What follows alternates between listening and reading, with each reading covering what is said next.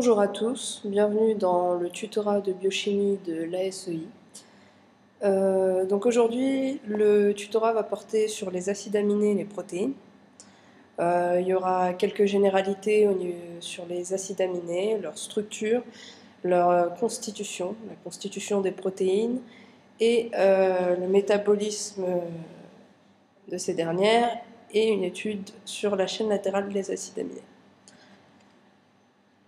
Déjà, il faut avoir quelques bases de chimie organique, connaître ses fonctions, comme ici on a la fonction acide carboxylique qui est constituée d'un atome de carbone, de 2 atomes d'oxygène et d'un atome d'hydrogène. Donc ces fonctions, il faut les connaître car on les retrouve souvent ici en biochimie, en ce qui concerne les glucides, les protéines, donc surtout au niveau des glucides et des protéines. Pour ce qui est des glucides qu'on verra plus tard, on retrouve très souvent les fonctions cétone et aldéhyde qui sont très importantes pour l'étude des glucides. Donc je vous conseille vivement de connaître ce tableau. Bien évidemment, vous devez connaître à peu près, ou bien un minimum, le fonctionnement du tableau périodique des éléments. Là, on ne voit pas tout de suite le lien avec les protéines, mais vous allez le voir très prochainement. Alors, la structure de base d'un acide aminé. Il faut savoir qu'il est constitué d'un groupe carboxyle, que j'ai mis ici en rouge, d'un groupe amine. Donc là, c'est la raison pour laquelle vous devez connaître vos fonctions. Comme je vous l'ai dit, quand on dit groupe carboxyle, ça désigne ici la fonction acide carboxylique, COOH. Et ici, l'amine désigne la fonction amine, NH2 ou NH3, tout dépend du milieu. La chaîne latérale R. Alors la chaîne latérale R, elle désigne une chaîne carboxylée qui est propre à chaque acide aminé. C'est-à-dire que la constitution générale de chaque acide aminé, tous les acides aminés, c'est bien COOH, NH2H, mais la chaîne latérale varie d'un acide aminé à l'autre. C'est ce qui fait leur nature et c'est ce qui fait leur nom. La valine n'a pas la même chaîne latérale que la proline, par exemple. Donc voilà. Ensuite, il y a 9 acides aminés indispensables chez l'homme, car ce dernier ne peut les fabriquer. Et elles sont rapportées par l'alimentation, comme il est écrit ici, qui sont l'histidine, la leucine, la thréonine, la lysine, le tryptophane, la phénylalanine, la valine, la méthionine et l'isoleucine. Alors voici à votre droite un moyen mnémotechnique pour se souvenir de ces 9 acides aminés, qui est une phrase assez pourrave, qui dit « Hystérique, le très lyrique Tristan fait vachement méditer Iseux ». Voilà, comme si c'était intéressant, enfin bref. Voilà, c'est une phrase qui peut vous aider à vous souvenir de ces 9 acides aminés. Donc, les acides aminés non indispensables. Comment est-ce que ces acides aminés sont apportés à l'homme s'ils ne sont pas indispensables? Eh bien, tout simplement à partir de dérivés d'acides aminés qui, eux, sont indispensables. Si vous vous rappelez bien, la phénylalanine ici est un acide aminé indispensable. Et on a à côté la tyrosine qui, elle, est un acide aminé non indispensable. Pourquoi? Parce que la phénylalanine est en réalité une tyrosine à laquelle on a ajouté un OH, ou plutôt l'inverse. La tyrosine est une phénylalanine à laquelle on a ajouté une fonction OH, une fonction alcool. Voilà, tout simplement, la fonction OH se trouve ici. Voici la phénylalanine, on lui rajoute une fonction alcool et on a désormais une tyrosine. Le noyau de la phénylalanine, c'est bien de le savoir, c'est un noyau dit benzène. Voilà, son noyau est le noyau benzène. Et ici, pour la tyrosine, le noyau est dit noyau phénol. Ol pour le groupement alcool ici, au niveau du haut de la fonction. Enfin bref, je couperai au montage, c'était tout pourri. Ensuite, je ne sais pas si vous reconnaissez ici la structure de base des acides aminés. Donc là, c'était comme je vous l'avais montré, le carbone central de l'acide aminé, l'hydrogène, la fonction amine, la fonction hydroxyle, et tout ça représente la chaîne latérale de la tyrosine, par exemple. Certains ont pu le remarquer aussi, les groupements sont ionisés. En fonction du milieu dans lequel on se trouve, on aura ou CO ou COOH, ou bien NH3 ou NH2. Donc voilà, ça ne change rien au fait que c'est bien un acide aminé, comme certains ont pu me le demander. Ensuite, la classification des acides aminés. Alors, on classe les acides aminés, comme il est écrit ici, en fonction de leur chaîne latérale R, car leur chaîne latérale a différentes propriétés. Déjà, en fonction de la taille, de la forme et de la charge électrique, en fonction de leur hydrophilie ou de leur polarité, et en fonction de leur réactivité chimique, s'ils sont plus ou moins acides ou basiques. Quand on parle d'hydrophilie, on parle, normalement tout le monde doit le savoir, mais quelque chose d'hydrophile, c'est quelque chose qui aime l'eau, tout simplement. Et on développera un peu plus au niveau de la polarité, car on a tendance à confondre les deux, bien qu'ils soient connectés. Je vous expliquerai plus tard ce que signifie polaire ou non polaire. Donc là, on a le tableau des acides aminés classés en fonction de leur polarité, en fonction de leur attraction ou non avec l'eau. Vous noterez une chose qui m'aide pas mal pour la classification des acides aminés. Les acides aminés apolaires ici ont une chaîne latérale que je dirais à majorité carbonique. C'est-à-dire que chaque chaîne latérale des acides aminés apolaires est constituée à majorité de groupements carbone. Je ne sais pas si vous voyez, là par exemple, pour l'alanine, on a un méthyle. Voilà. Pour la méthionine, regardez, on a une majorité de carbone, de groupements carboxyliques. Pour la valine, pareil. Donc, personnellement, c'est comme ça que je fais si je ne me souviens pas de l'acide aminé et qu'on me demande s'il est polaire ou non, pour déterminer sa polarité. Je regarde sa chaîne latérale. Si elle est en grande partie, voire 90% constituée d'atomes de carbone, eh bien, je dirais que c'est un acide aminé apolaire. Maintenant, les acides aminés polaires sont divisés en deux classes. Il y a les polaires non ionisés et les polaires ionisés. Donc là, c'est simple. Il suffit de voir s'ils sont ionisés ou non. Pour la classification des acides aminés ionisés ici, il faut savoir qu'en plus, ces acides aminés sont divisés en acides aminés ionisés plus et acides aminés ionisés moins. Acides aminés acides et acides aminés basiques. Donc voilà, on va voir ça plus tard. Il y a trois catégories d'acides aminés. Donc je vous l'ai dit, les acides aminés apolaires, les acides aminés polaires et les acides aminés polaires ionisés. Pour les acides aminés apolaires, je vous l'ai dit, la chaîne latérale est à majorité constituée d'atomes de carbone. Pour ce qui est des acides aminés polaires,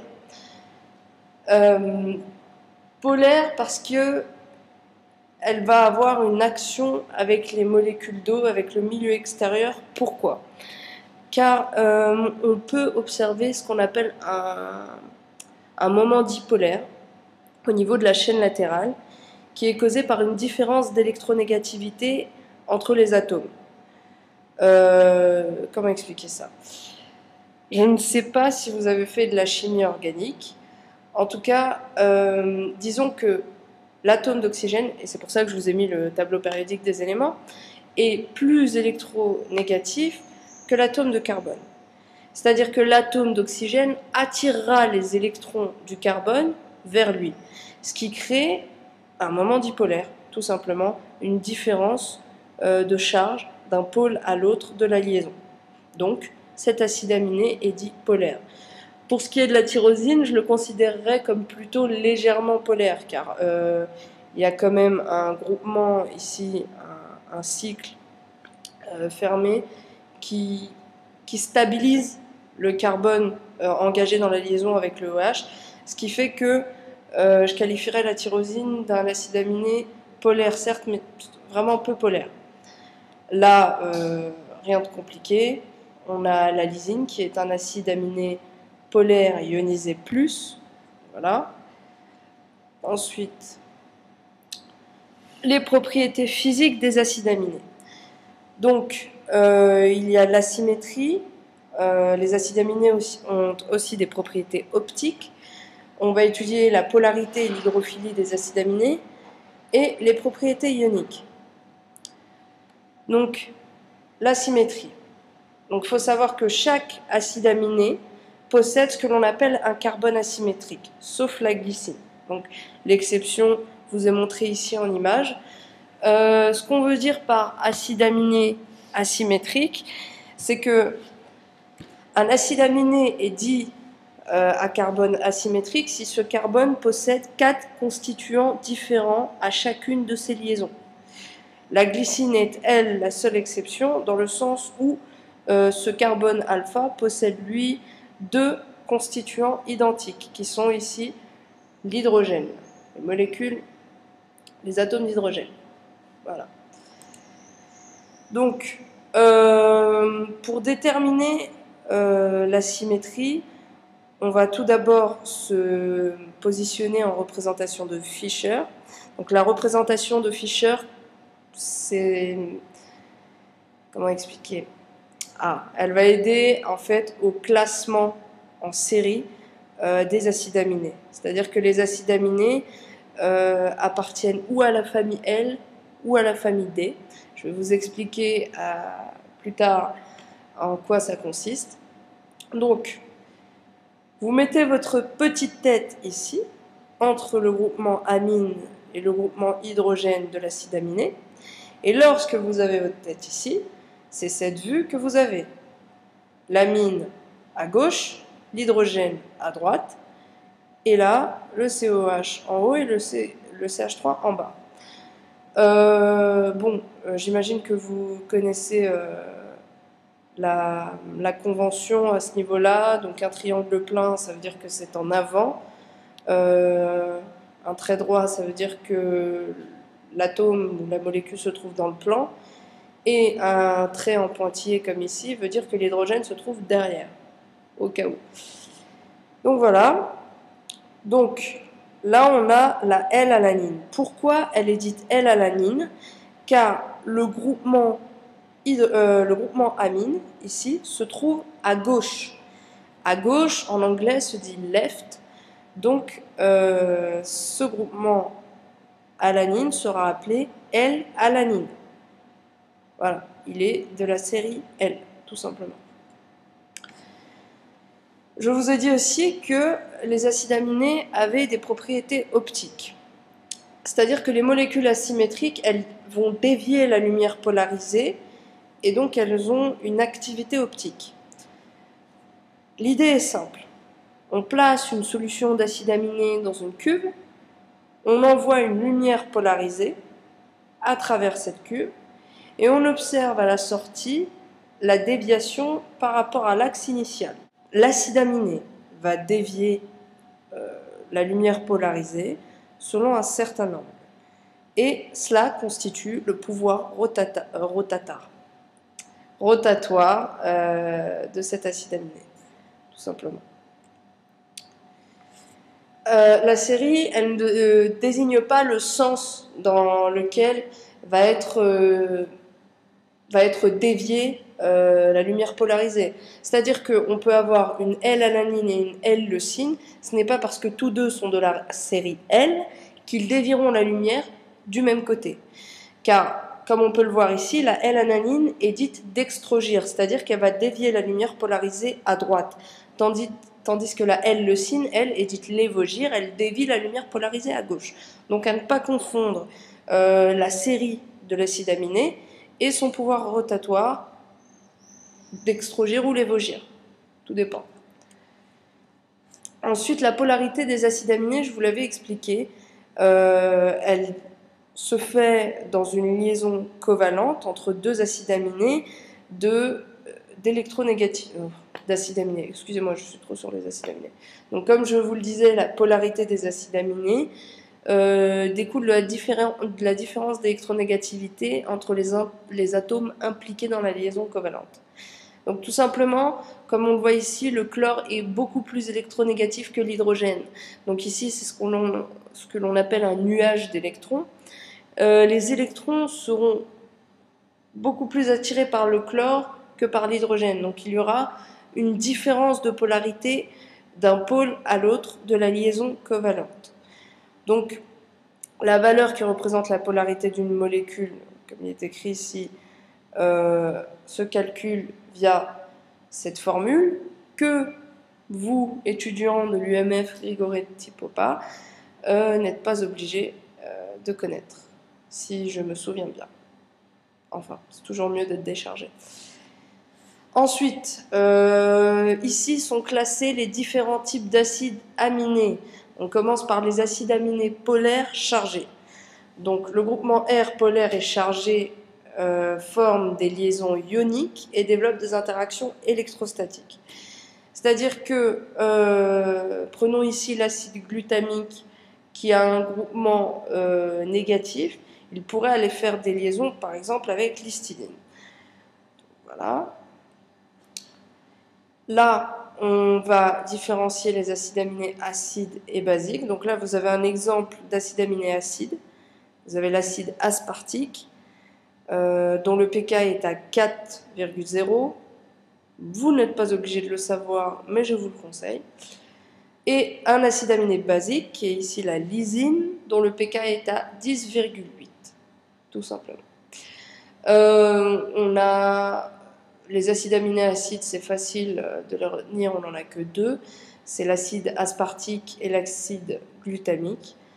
Hormis ça, essayez les moyens mémotechniques pour vous souvenir des acides aminés, parce que les profs ont tendance à nous dire qu'il y a certaines choses que l'on n'a pas besoin d'apprendre, et puis le jour de l'examen, on se retrouve à devoir identifier un acide aminé ou à devoir les regrouper par ordre de polarité, enfin n'importe quoi. Donc apprenez vos acides aminés, ça coûte rien, avec un moyen mémotechnique, il y en a plein sur internet, je vous en donnerai peut-être un. Donc voilà. Donc la polarité des acides aminés non chargés. Donc je vous avais dit, ils sont non chargés, mais il y a tout de même un moment dipolaire dû à une différence d'électronégativité entre les atomes impliqués dans la liaison covalente. C'est le cas ici pour l'asparagine, il y a un moment dipolaire. Je ne vous demande pas de déterminer le moment dipolaire, je ne vous demande rien du tout, c'est juste pour vous expliquer pourquoi les acides aminés sont classés de telle ou telle façon, pour que vous puissiez comprendre, tout simplement. Vous n'avez pas à connaître le nom conventionnel des acides aminés, du moins je ne pense pas. J'ai plus beaucoup de souvenirs, la troisième année, c'est loin de la première. Enfin, je me la pète là. Enfin bref. Absence de polarité et hydrophobie. Donc, je vous avais expliqué pour quelles raisons, enfin assez vaguement, les acides aminés étaient considérés comme hydrophobes. Donc, je vous l'avais dit, les chaînes latérales sont formées presque exclusivement d'atomes de carbone et d'hydrogène. On a absence d'atomes d'oxygène ou d'azote, parce que c'est vrai que ce sont des atomes que lorsqu'on les retrouve dans des acides aminés, ces atomes ont une certaine propriété polaire dans une liaison. Il n'y a pas de liaison hydrogène, pas d'interaction avec l'eau, et ils forment des groupements hydrophobes. Voilà. En même temps, la preuve, le plus gros des acides aminés dits aromatiques se trouve ici. Ah, excusez-moi. Tout en dessous, le tryptophane. Voilà. L'exemple de la valine. Donc, la valine, qui est un acide aminé apolaire, a une chaîne latérale exclusivement constituée de carbone et d'hydrogène. C'est une molécule dite apolaire et hydrophobe. Cette hydrophobie lui permet la formation de liaisons faibles, dites liaisons hydrophobes ou liaisons de type van der Waals, avec d'autres acides aminés hydrophobes. Elle va avoir un rôle dans la structure tertiaire et quaternaire des protéines. Les structures, nous en reparlerons après dans le chapitre 2 au sujet des protéines. Les liaisons hydrophobes, donc les acides aminés non polaires ne peuvent pas développer de liaison hydrogène avec l'eau. Logique, ils n'aiment pas l'eau. Les chaînes latérales des acides aminés hydrophobes se rapprochent et développent des liaisons hydrophobes. Elles vont avoir, encore une fois, je me répète, un rôle structural dans la structure spatiale des protéines. Donc, les liaisons hydrophobes, on peut se dire que ça sert à rien, mais non. C'est très très important dans la structure. Bon, je me répète, mais je comprends le montage. Les propriétés ioniques des acides aminés. Alors ça, encore une fois, c'est important. Pourquoi c'est important? Parce que vous allez devoir faire un certain type de calcul avec votre prof, normalement, lors de vos examens ou même en TP. Nous allons voir plus tard quel est ce calcul, mais écoutez bien. Donc les acides aminés contiennent au moins 2 groupes ionisables, un groupement carboxyle et un groupement aminé. Je vous rappelle que le groupement carboxyle, c'est ce dernier, COH, et le groupement aminé, NH3. Du coup, ces groupements peuvent être ionisés, comme je vous l'ai dit, en fonction du milieu, en fonction du pH du milieu. Donc en solution, ces groupements peuvent exister sous 2 formes, l'une chargée, l'autre neutre. Donc, vous voyez ici, on est à pH acide. pH acide, comment je pourrais l'expliquer? Ça arrive. Les acides aminés sont des molécules amphotères. Amphi, ça veut dire les deux. Ce sont des molécules qui peuvent se comporter soit comme un acide, soit comme une base, selon le pH du milieu dans lequel elles se trouvent. D'où l'avantage d'avoir un groupement carboxyle et un groupement aminé. Selon le pH, les acides aminés peuvent exister sous 3 formes différentes. On y arrive. On a une forme cationique, ici, une forme anionique, ici, et la forme qui va nous intéresser sous forme d'ion dipolaire, le zwitterion. Cet équilibre est caractérisé par une constante qui est appelée le pK, la constante de dissociation. Et lorsque le pH est égal au pK, la forme ionisée est à moitié dissociée. Le pH isoélectrique ou point isoélectrique est le pH auquel un acide aminé donné existe sous forme d'ion dipolaire. Donc, il y a un certain pH situé entre celui-ci et celui-ci. Il est quelque part par là. Il s'appelle pH isoélectrique et c'est le moment où cette molécule apparaît, où on a l'équilibre parfait des charges entre une charge plus et une charge moins. On se retrouve au zéro, d'où le terme de pH isoélectrique. Pour calculer ce pH qui se trouve quelque part par là, on a fait quelque chose de tout simple. On a pris le pK de dissociation du COH et le pK de dissociation du NH2. On les additionne et on divise par 2 et on aura notre pH isoélectrique. Pour ceux qui ne se souviennent pas, le pK, c'est le pH auquel, par exemple ici, le COH va se dissocier de son hydrogène. Donc là, on va passer de la forme COH à CO-. Donc c'est ici, au pK-COH, qui se situe entre 2 et 3. Pareil pour le NH2, on va passer de la forme NH3+, à la forme NH2 au pK 10, tout simplement. Donc, comme je vous l'ai dit, pour déterminer le pHi, le pH isoélectrique, on va prendre le pK-COH et le pK-NH2, on le divise par 2 et on aura le pH isoélectrique. Donc là, pour la glycine, le pK-COH est à 2,4, le pK-NH2 est à 9,6, on divise par 2, et donc le pHi est égal à 6. On a d'autres cas un peu plus complexes, mais pas vraiment complexes. Je ne sais pas si vous voyez bien, c'est un peu éclaté comme image, mais je vais essayer de vous développer ça. On a différents pK qui entrent en considération. Donc ici, est-ce que vous reconnaissez notre acide aminé? Là, on a le carbone central avec l'hydrogène ici, l'amine et le COH. Donc voici notre acide aminé. Mais dans le cas où la chaîne latérale est elle aussi constituée d'un groupement ionisable, il va falloir rentrer dans nos calculs le pK, la constante de dissociation de ce groupement ionisable aussi.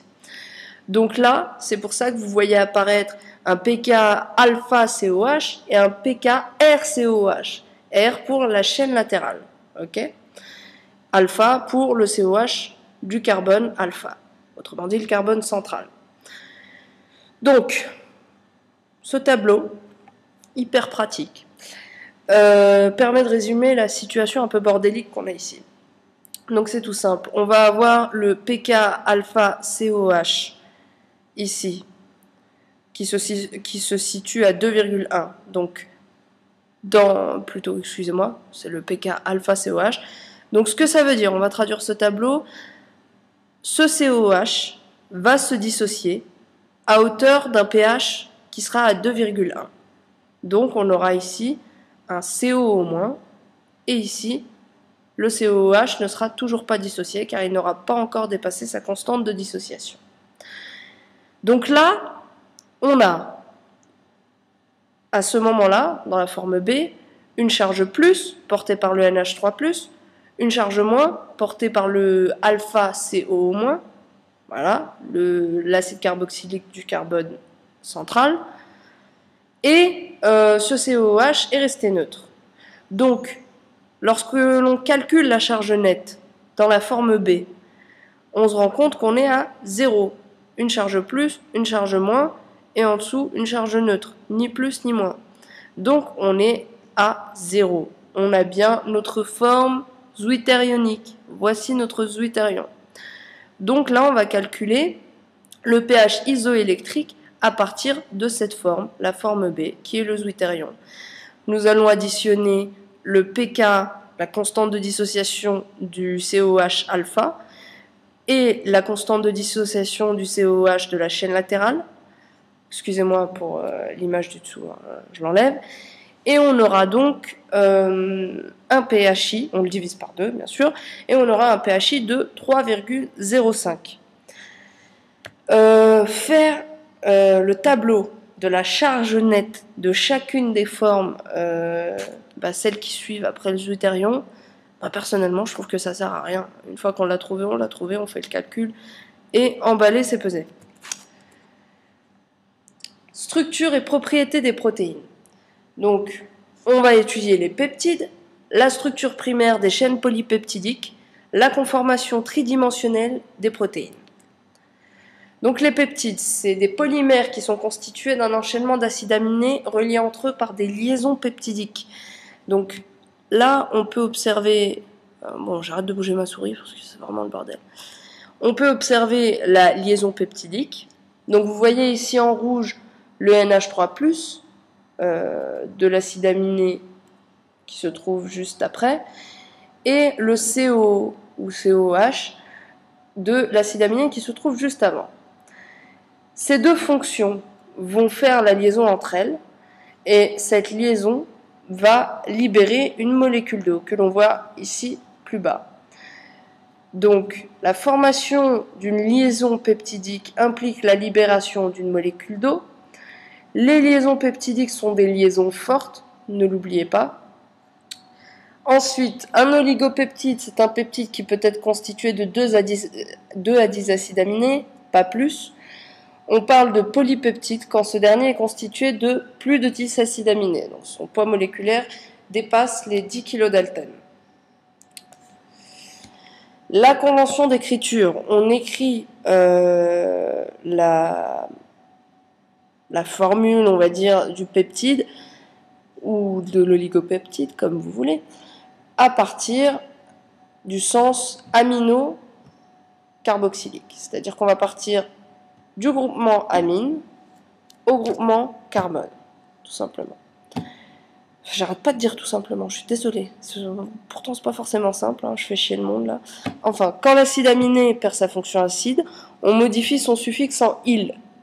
Voilà. Quand il perd sa fonction acide, c'est quand il est accroché, quand il fait partie d'une liaison. Donc, exemple, on passe d'un acide aminé leucine. Lorsque le COOH va s'accrocher à l'amine suivante, l'acide aminé sera appelé leucyle et non plus leucine. Pareil pour la glycine, et tatata, et tatata, et ainsi de suite. Donc il s'agit de l'acide aminé dont le groupement carboxyle participe à la liaison peptidique. Stabilité de la liaison peptidique. Pourquoi est-ce que je vous ai mis ça? Je vais vous prendre la tête pour rien. Vous n'allez même pas voir les formes mésomériques, les électrons pi, enfin bref. C'était juste pour vous montrer pour quelle raison la liaison peptidique était stable. Mais je me suis rendu compte au cours de mon tutorat que ça faisait chier le monde et que c'était pas forcément nécessaire. Donc, pour celui qui veut lire ce diapo, qu'il le lise. Pour celui qui ne veut pas le lire, qu'il ne le lise pas. Donc là, on a la représentation d'une chaîne peptidique. On a, comme vous le voyez, une alternance de base en haut des chaînes latérales, R1, R2, R3, R4. C'est plus stable et c'est plus swag. Ensuite, donc, je vous avais parlé de structure des protéines. On a 4 structures. Une protéine est formée d'une ou de plusieurs chaînes polypeptidiques unies entre elles par des liaisons non peptidiques.